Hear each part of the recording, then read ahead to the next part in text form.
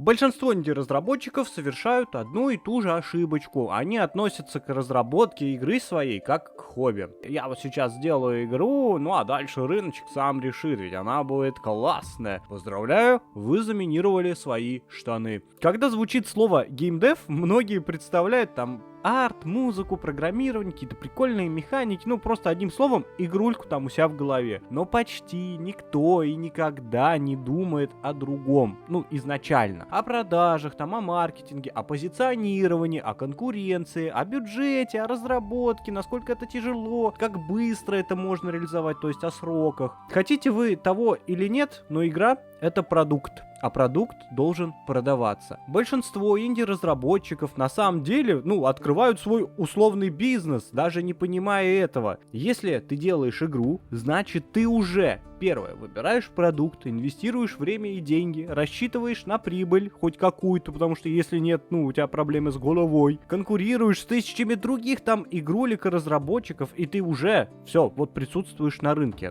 После релиза, конечно же. Хотя даже, может быть, и не после релиза, потому что нужно же вести соцсети, соответственно, твое твое присутствие уже вы поняли, да, ага. То есть ты уже предприниматель, если можно так называть. Просто многие от этого отказываются это признавать. И как раз таки вот этот отказ в признании того, что геймдев — это точно такой же бизнес, как и другие, даже сложнее, и выливается самая фатальная ошибка. Разработчик может года 2 фигачить какую-то красивую, крутую игрульку, но если он ни разу не задумался, кто его аудитория, почему вообще люди должны вот в это вот играть, и играть именно в его игру, как вообще игроки узнают про его существование и т.д. и т.п., то шанс провала становится просто огромным, просто здоровым таким, понимаете? Не потому что игра плохая, а потому что ее попросту никто не увидит и не найдет. И надеяться, что игрулька сама найдет там свою аудиторию, да. У меня в телеге есть чатик с инди-разработчиками, нас там уже почти 400 человек. И я очень часто вижу, что многие пишут, что геймдев — это для души, это не бизнес. Ты вообще мразь, если считаешь, что это бизнес, собака, ты такая сутулая. И вообще воспринимать его как бизнес — это тупо, и я делаю чисто для себя. Мне это по кайфу, для души. Ой, ты инвестируешь в свой самый ценный ресурс — время, а также свои силы и денежки, и нервы, естественно, конечно же. И, логично, что ты будешь рассчитывать хоть на какую-то отдачу, потому что если нет, и ты делаешь это правда просто так, я тебя поздравляю. Ты идиот. Также я заметил, что многие, делают вот так вот. Что-то придумывают, делают какую-то крутую там игрульку у себя там в голове, а-ля там сделаю свою Баллатра, сделаю свой Мегабонг или Vampire Survivors. А потом выясняется, что никому не нужен ни второй Мегабонг, ни второй Баллатра, ни уж тем более там Vampire Survivors. Понимаете?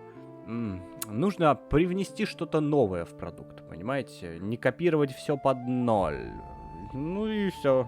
И вдобавок делают сначала игру, а только потом уже начинают думать, а на какую-то аудиторию я это сделал, кому это продавать, как рекламировать и все остальное.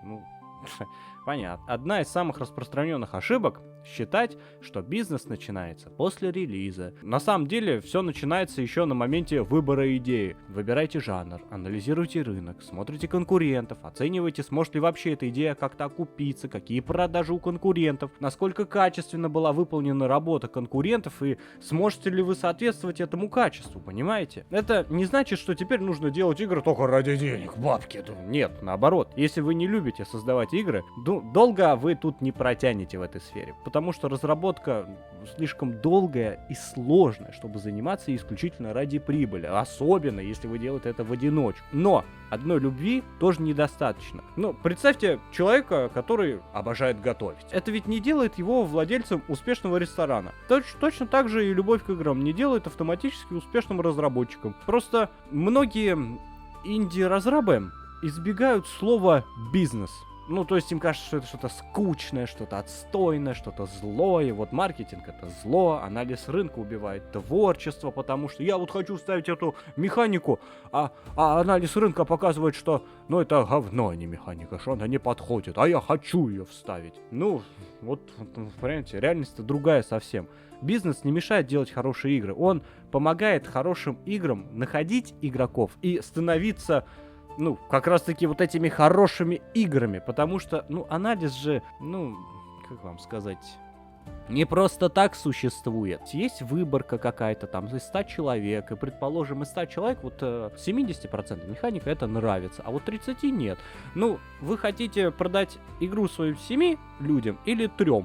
Ну, вот и думайте теперь. Но, конечно же, бывает там исключение, потому что если, предположим, для вот этих 3 вообще на рынке нету механик, то логично сделать вот как раз-таки механику для этих 3. Ну, в общем, анализ, понимаете? Нужно шевелить своим серым веществом, парни. Чем раньше вы начнете смотреть на свою игру как на продукт, тем больше шансиков, что разработка станет просто, ну, не разовым опытом, а полноценной вашей карьерой там на будущее. Ведь цель большинства инди-разработчиков не просто выпустить там одну игру и забить болт. Я уверен, что многие из вас хотят сделать и 2-ю, и 3-ю, может быть там и студию открыть, и зарабатывать любимым делом.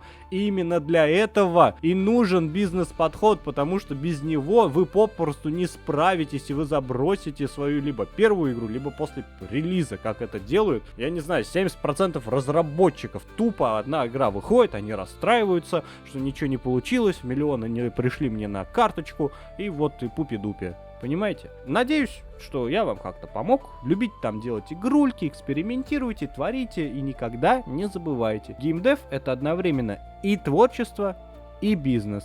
Но на бизнес нужно делать упор, конечно, побольше. Ну, так считаю я. Вы можете делать больше упор на творчество, потому что я, предположим, имел уже какие-то там опыты с другими бизнесами, и мне это больше понятно. Поэтому я всегда делаю упор больше на бизнес и аналитику. Ну и все. Если убрать творчество, получится бездушный конвейер, а если убрать бизнес, велика вероятность, что в вашей игре никто никогда не узнает. Поэтому думайте, не тупейте, не робейте, переходите там по ссылочкам в описании, в тележку, в Бусти мой, кстати, если тоже делать игры, вам очень полезно, я там ассеты раздаю, и персонажи, и всякие модельки. Ну и все. Да, с вами был кто? Правильно, Никитос, Крутой Барбос, Никитка Абрамс. Давайте, пока.